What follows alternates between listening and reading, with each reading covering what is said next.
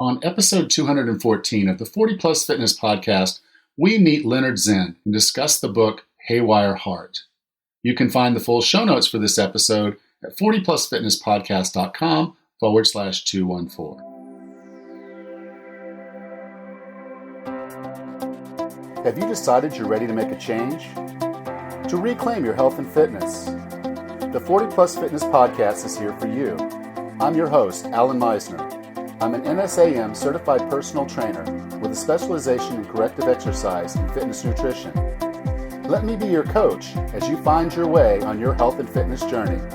All right, let's go. Okay, today's a special episode. If you or somebody you know really likes to push hard for your workouts, is really competitive, is really packing on the miles, this is an episode I think you're going to want to listen to and you're going to want to share with them, because in this episode, we meet Linnard Zinn, and he's one of the co-authors of the book Haywire Heart. And in the book, he tells a story about how at the age of 55, when he was still at a competitive peak for his age group, realized something was drastically wrong with his heart. And as a result, we now have this book, Haywire Heart, where he and his co-authors go through the different issues that you can have with heart health when you're pushing yourself just a little too hard.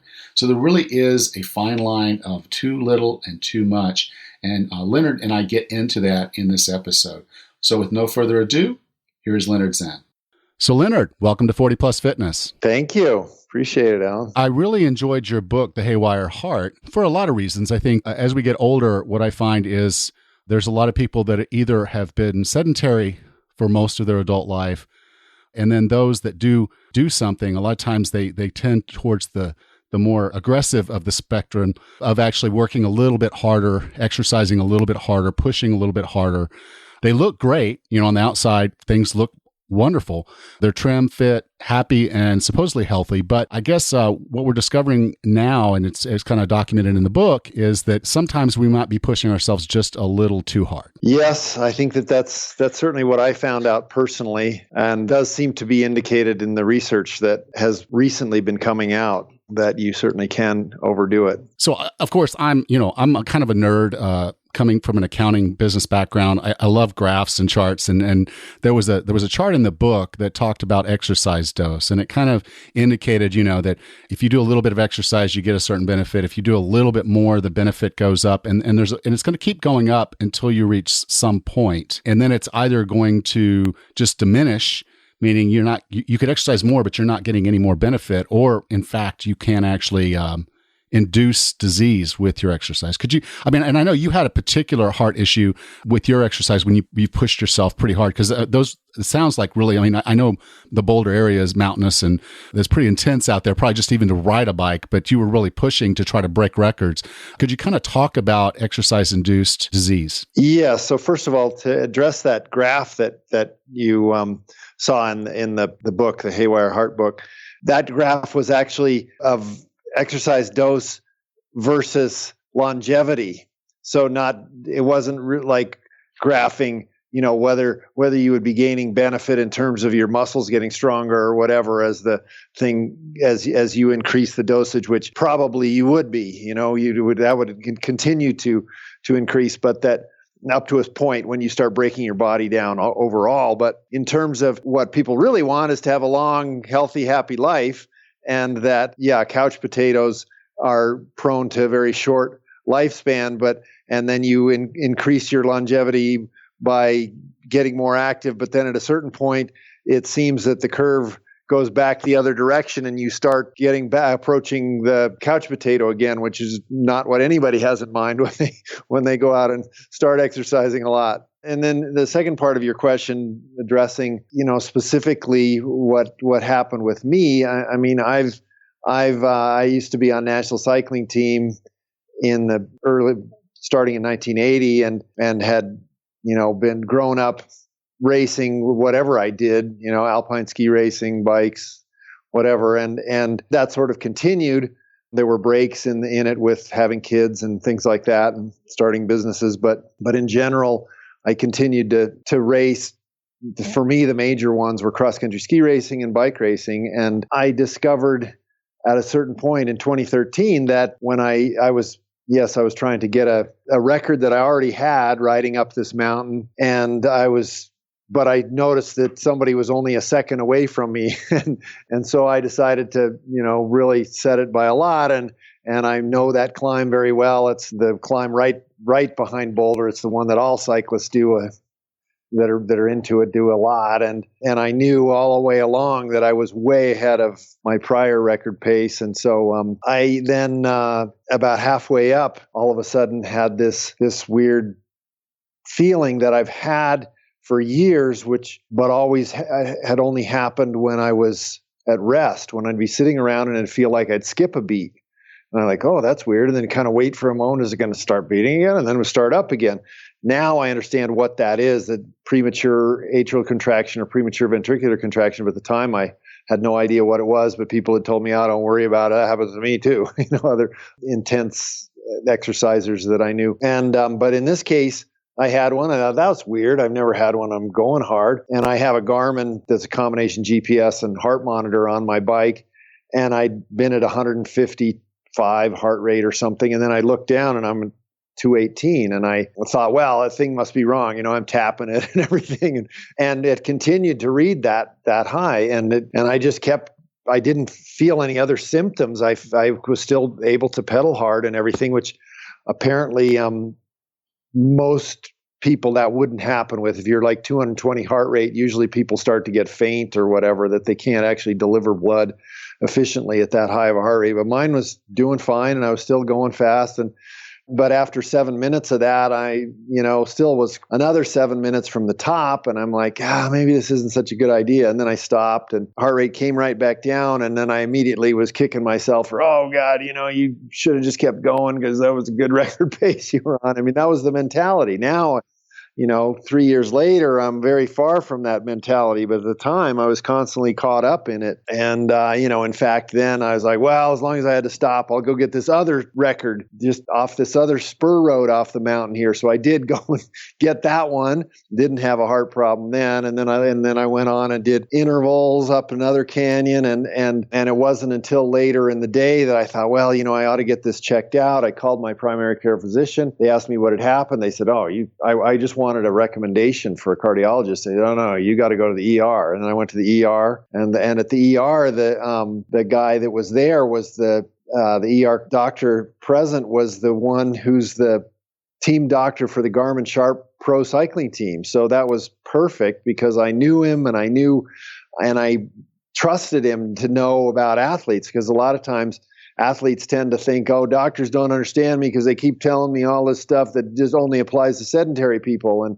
But in his case, he does know, and he did these blood tests and he said, well, you got this elevated level of troponin, which is an enzyme that's released when you have a heart attack. And I can't let you got to go to the cardiology unit downtown, and I can't let your wife drive you. You got to go in the ambulance. And oh my God, and so ever since then, then I've started to recognize that there's some seriousness to it and that I ought to pay attention. And, while I was there in the hospital, they did all the, they put catheters in, looked inside my heart and did this thing called an angiogram or catheterization and said, oh my gosh, you got the circulatory system of a 14-year-old and all these other tests. They said, oh my God, you're so healthy. I'd feel sorry for your competition and all that sort of thing. But I knew that there was something else going on. And I continued to be in denial for some time. And for a number of months, I continued to train like I had and to race. And then finally, I just was having so many of these incidents that I just had to stop. And so, I think that's one of the challenges for folks that really do enjoy exercise and enjoy competition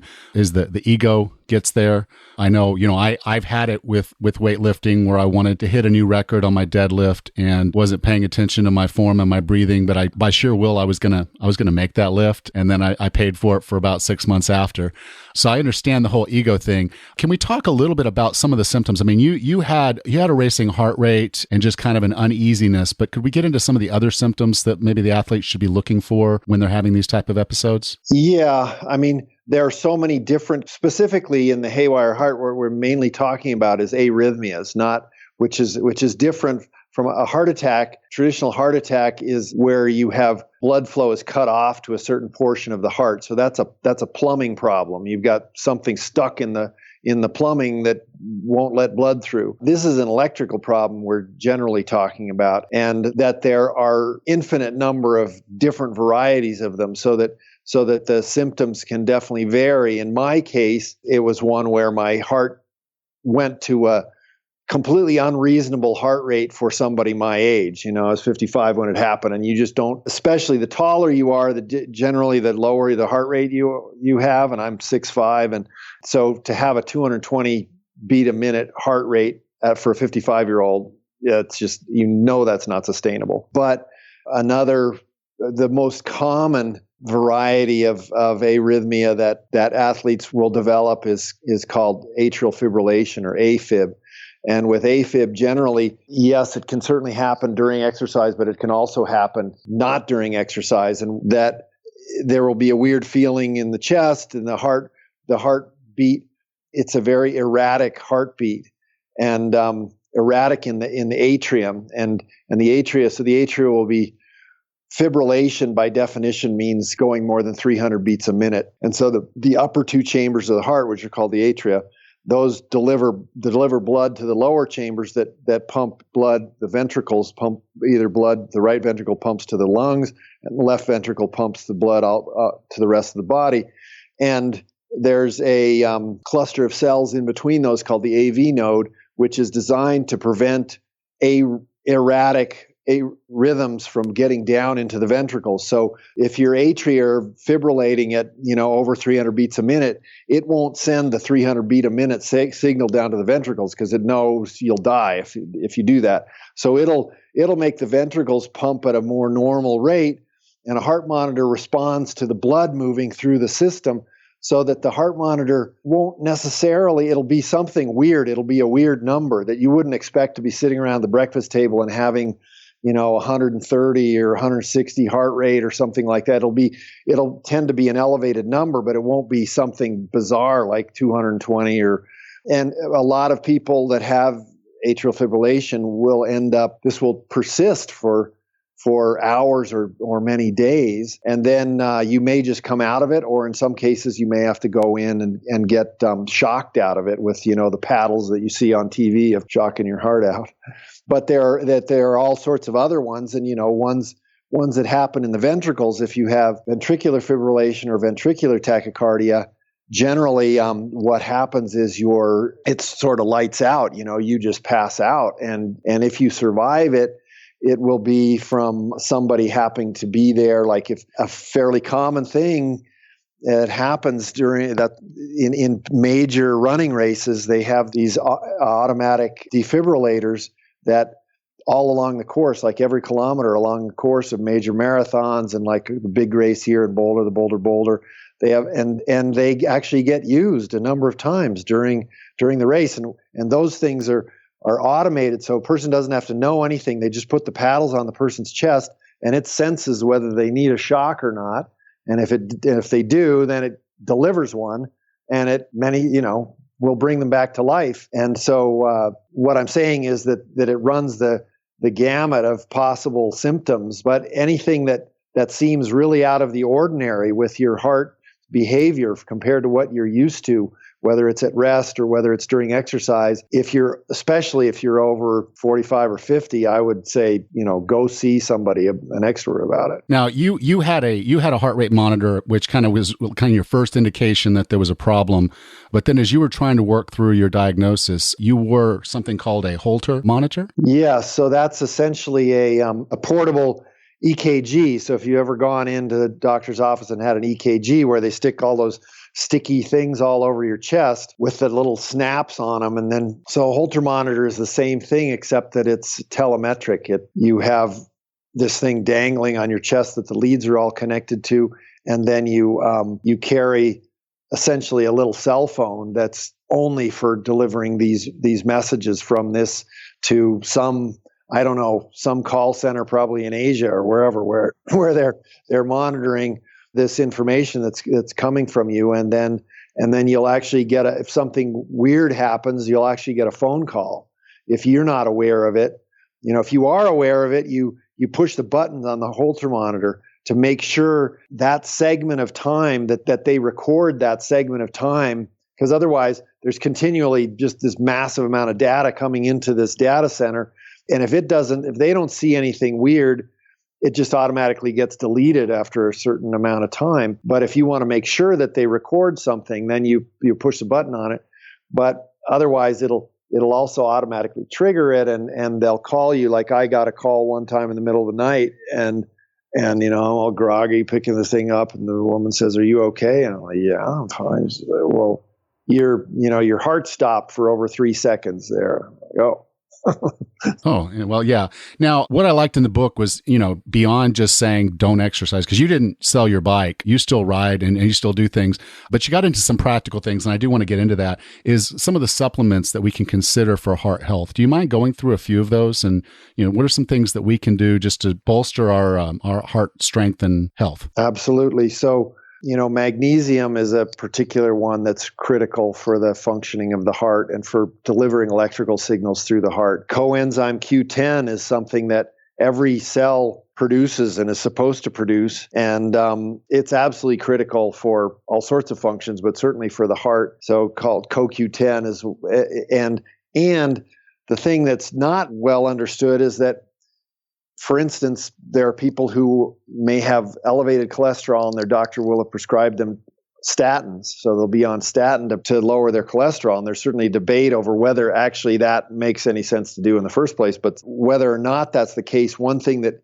is certainly the case is statins cut off at the root of the tree, where you're trying to kill the branches of the cholesterol. You're actually attacking this certain pathway that produces cholesterol, but that's also the pathway that produces CoQ10. So if you're on statins, you definitely got to be taking CoQ10 in pretty significant doses, or you could be asking for big trouble.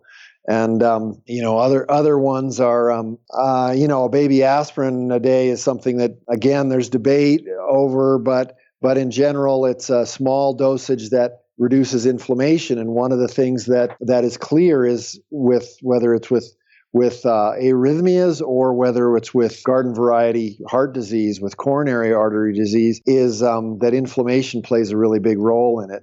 And hawthorn has sort of been understood for centuries to be an effective thing for the heart. Yeah, that was definitely a new one to me. That was interesting when I got into that one and was reading up on it, because I had not heard of hawthorn before. So I did learn something, I think, important there. So thank you for that. And then there were some more you had. Yes, another one is L-carnitine. L-carnitine is also seems to clearly be related to overall heart function. But L-carnitine, just taken by itself, it tends to increase free radicals in your bloodstream. So, which is not a good thing. That's not good for your arteries, and that you want to have specifically a very strong, that scavenge free radicals. What do you call those? Antioxidant. Yes, exactly. So vitamin C is one antioxidant, but the one that's really, really powerful is alpha lipoic acid, which then that you take that with the L-carnitine to kind of reduce the potential of having free radical damage. And then, in general, people in our society tend to be low in iodine because most of us live pretty far from the ocean, and especially in the Midwest, areas that got scraped by the ice age.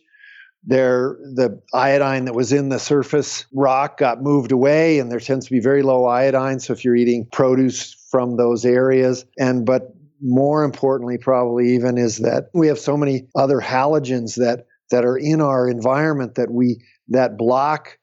act the same way iodine, that attach to the same cell receptors as iodine does, but block them. So bromine is one, chlorine is another, fluorine is another. So, we've got chloride in all sorts of products and in our water. We've got fluoride in our water, in our toothpaste. We've got bromide in flour. We've got brominated compounds as fire retardants in our sofas. And you not only need sort of the RDA of iodine, but you need quite a bit more to force the cells to give up these other halogens that are blocking the iodine being taken up in the cells. And iodine's also a very important component for your thyroid. And the thyroid kind of governs your overall energy system. So if you're feeling a little sluggish, it might be that you just need a little bit more iodine to support your thyroid. Exactly. And yeah, brain health, everything is really dependent on the thyroid and on iodine. So again, I really appreciate the book, The Haywire Heart, and I appreciate how you've come about now, and kind of the theme of the book is let's focus on longevity as the measuring stick of fitness, not necessarily the world record that we're going to hold. They're both great, but obviously I think I'd prefer longevity myself over the former. So again, I really appreciate that. I appreciate you sharing your story here, because it is pretty compelling to see someone that is had reached that level of competitiveness and push, and then you learned from it and are sharing that lesson with us. And I just really appreciate that. Yeah, you're welcome. So Linnard, if someone wanted to get in touch with you or learn more about the book, where would you like for me to send them? I suppose VeloPress website is a good one. Also zincycles.com, which is my website. People can contact me through that, and they can order the book there. And of course, they can order it on VeloPress. That's the publisher of the book. Okay. And this is episode 214. So you can go to 40plusfitnesspodcast.com/214, and I'll have all the links there in the show notes. So Linnard, again, thank you so much for coming on the show and for sharing this book with us. You're very welcome. Thank you, Alan.